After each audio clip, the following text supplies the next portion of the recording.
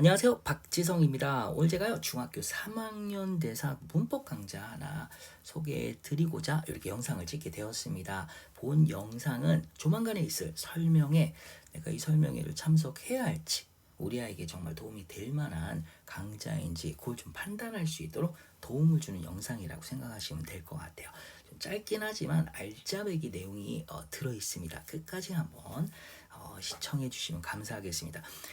본 강좌에서 추구하는 것은 크게 두 가지 목적을 성취하려고 해. 첫 번째는 우리 아이가 알고 있는 이론을 갖다가 수없이 많은 문제풀이를 통해서 완성하는 그걸 갖다가 성취하려고 한다라고 하는. 그래서 우리 아이가 이론은 좀 알겠는데 자꾸 문제를 풀면 틀린다라고 하는 아이가 있으면 본 강좌가 안성맞춤이다라고 생각을 하시면 될 것 같아요. 두 번째는 제가 너무나 강조하고 싶은 재진술 개념 정리입니다.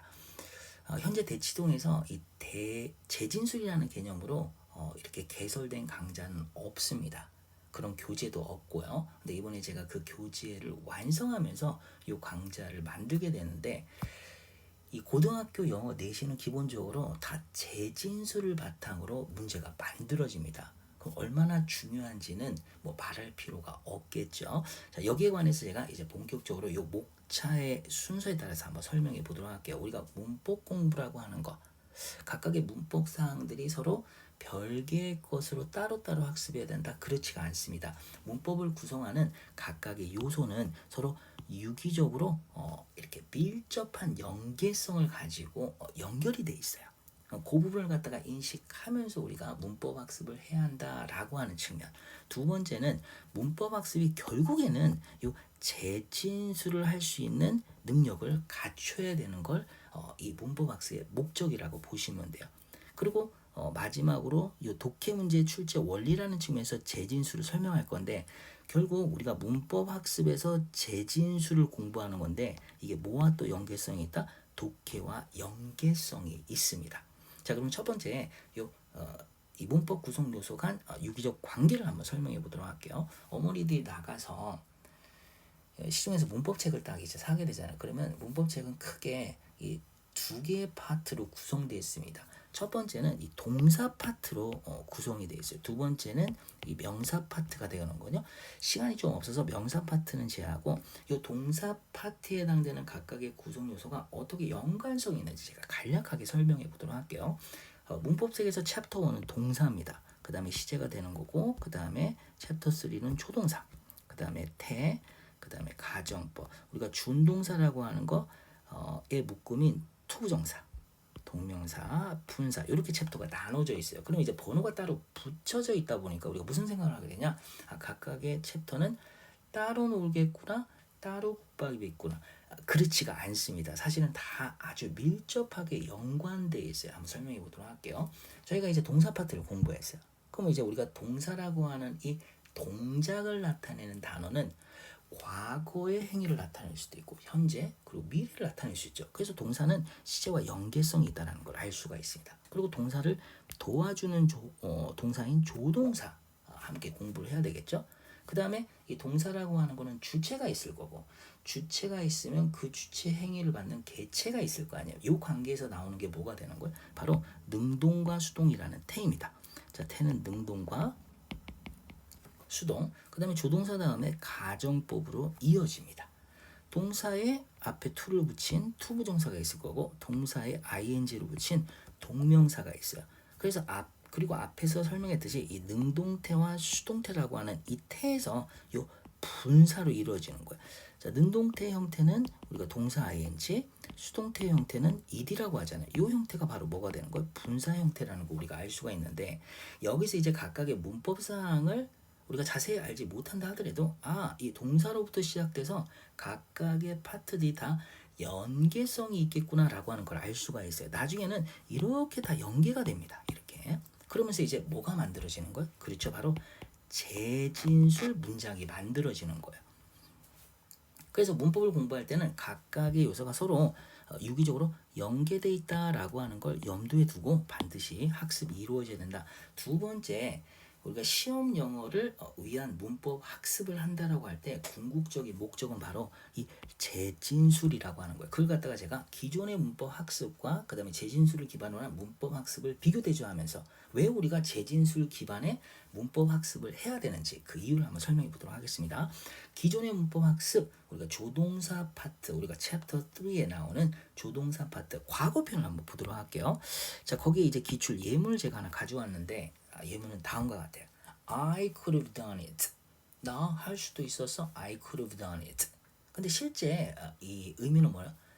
But I didn't. 나 하질 않았다라는 거예요. 그러면 할 수 있었는데 실제 하지 않았다라고 하는 걸 표현하는 게 바로 could have pp라고 하는 건데 우리가 기존의 문법 학습에서는 바로 이 문장 표현 자체로 끝납니다. 그 다음에 이제 뭐 하게 되냐면 다양한 조동사 과거 표현을 공부한 다음에 각각의 예문으로 또 이제 학습을 하게 된다는 거죠. 근데 이렇게 학습했을 때 한계가 있어요. 그게 뭐냐면 시험에 나오는 문제는 기본적으로 원문이 변형된 형태로 출제가 됩니다. 그러면 기존의 학습 방법은 이 문법이라고 하는 하나하나의 요소를 갖다가 개별적으로 따로따로 떨어져 있는 걸로 학습을 하게 되는 거거든요. 그러면 이게 이제 왜 한계이면서 왜 우리가 재진술 기반의 문법 학습으로 넘어가야 되는지 한번 그 기출 예를 통해서 한번 설명해 보도록 할게요. 자, 아까 나왔던 바로 요 문장입니다. I could have done it. 나 할 수도 있었어. 그런데 본문에 이 문장이 나왔는데 이걸 가지고 선지에 어떻게 바꿔서 나왔냐면요. I chose not to do it. 내가 할 수는 있었지만 뭐라는 뜻인 거예요? I chose not to do it. 나 그거 안 하는 거 결심했어? 선택했어. 나 일부러 안 한 거야 라고 하는 뜻이겠죠. 그럼 결국 이 첫 번째 나오는 원문이라고 하는 건 조동사 과거 표현을 활용한 거예요. 하지만 밑에는 뭐가 되는 거예요? 그렇죠. 바로 to 부정사죠. to 부정사에다가 지금 뭐까지 활용된 거예요? 바로 부정 표현까지는 따라왔다는 거. to 부정사의 부정 표현을 활용해서 재진술을 한 겁니다. 그러니까 본문에 나와 있는 내용을 그대로 사용하는 게 아니라 그걸 갖다가 같은 의미의 문장으로 선지에 제시를 하는데 이때 뭐가 활용된다는 거예요? 그렇죠. 이 문법 사항을 활용해서 재진술이 된다라는 거. 결국 우리가 시험 문제를 푼다라는 차원에서 문법 학습은 궁극적으로 뭐가 돼야 된다? 그렇죠. 다양한 문법 요소들을 활용해서 재진술이 가능해야 된다는 거예요. 그걸 이제 머릿속에 넣어두시면 되겠습니다. 세 번째, 이 문법 수업을 하는데 무슨 독해 이야기를 하냐라고 할 수 있겠지만 독해 문제 출제 원리도 아까 말씀드렸듯이 재진술입니다. 그래서 구문과 문맥적 의미라는 측면에서 재진술을 많이 하는데 자, 여기 한번 보도록 할게요. 우리가 시험지에 이런 지문에 이런 게 나왔어요. I think I like you. 나 너 좋아하는 것 같아. 나 너 좋아해 라는 거죠. 그런데 이제 그 전반의 내용을 보니까 정말 너무 좋아하는 거야. 그래서 이런 문장과 또 같다라는 거죠. I can't stop thinking about you. 구조는 다릅니다. 이것도 삼형식이고 이것도 상형식이지만 여기는 이제 대절이라고 하는 목적절을 가지는 거고 이거 같은 거는 동명사가 이끄는 목적어가 왔어요. 그러니까 삼형식은 똑같지만 이거는 대절로 가는 거고 이거 같은 경우는 뭐가 된다는 거예요? 동명사가 활용된 거죠. 자, 결국 이 대절이 이끄는 명사절이 활용된 삼형식과 그 다음에 동명사가 활용된 이 삼형식 서로 다른 문법 사항 같지만 실질적으로는 의미적으로 같은 내용을 전달할 수 있다는 거. 그 다음 밑에도 한번 보도록 할게요. 이런 문장이 나왔어요. 다 같은 내용이에요. Well, I don't think he likes you. 나는 그가 너 좋아한다라고 생각 안 해 라고 한 건데 이 아이의 의도는 뭐냐면 그가 너 좋아한다고 생각 안 해. 너 좋아하는 거는 너를 좋아하는 건 나다라고 하는 거죠. 그럼 만약에 이 밑에 문장으로 한번 바꿨다라고 생각해봐요. 이럴 때는 뭐가 사용되면 이때 강조용법이 사용되면서 같은 의미를 전달하는 거예요. 그럼 결국에는 우리가 명사절 대시라고 하는 것과 동명사와 그 다음에 이때 강조라고 하는 특수구문 이 세 가지를 이용해서 동의 표현을 만들어냈다는 거예요. 그럼 우리가 각각의 해당되는 문법을 그냥 학습하고 그냥 끝나는 게 아니라 이런 각각의 문법 사항들이 동일한 내용을 전달하는 문장으로 재진술화 될 수 있겠구나라고 하는 그런 걸 이제 연습을 해야 된다는 거죠. 그다음에 또 한 번 요것도 살펴보도록 할게요. 본문에는 이렇게 나왔어요. You look so beautiful. 너 정말 너무 아름답다라고 했는데 그걸 갖다가 단순히 so beautiful 이라고 하는 걸 stunning 이라는 단어로 바꿔놨습니다. 이건 어렵지 않죠. 근데 이제 이게 문맥적으로 이런 의미도 될 수 있다라는 거예요. fall in love with 이런 단어를 써서 그럼 결국엔 이제 앞쪽에서는 다 이렇게 동의어나 아니면 관용어를 사용한 거죠.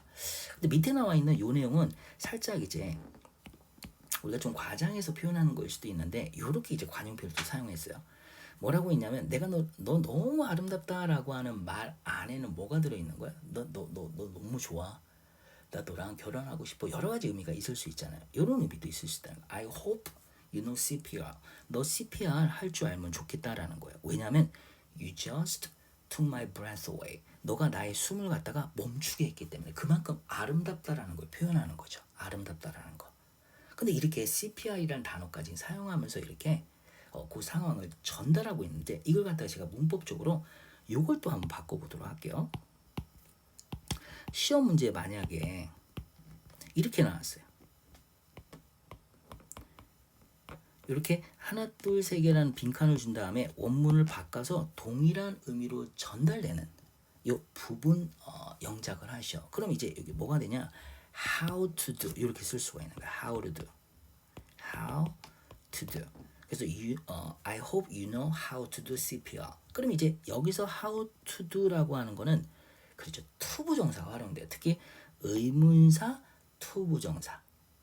결국 단순 삼형식이라는 문장을 갖다가 뭐가 사용된 삼형식으로 바꾼 거예요. 투부정사 활용된 바로 삼형식으로 바꿨다는 걸 알 수가 있습니다. 자, 이렇듯 우리가 본문에 나와 있는 원문을 갖다가 다양한 문법 이 사항들을 갖다가 적용해서 같은 내용의 다른 문장을 만든다라는 거예요. 그게 바로 재진술이라고 하는 거예요.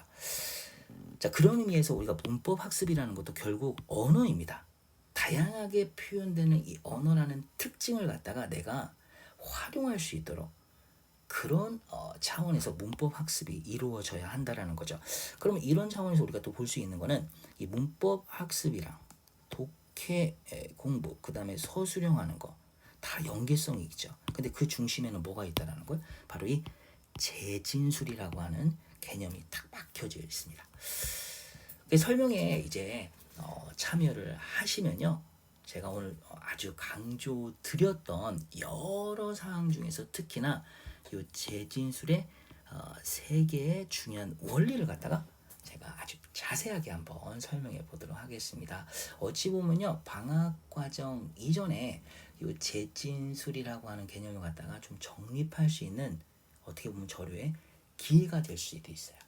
그래서 아이들 꼭 제가 수업 시간에 만나 볼 수 있도록 이 영상과 함께 설명에 참석하시고 그리고 바른 판단 내려주셨으면 좋겠습니다. 오늘 여기까지 하도록 할게요.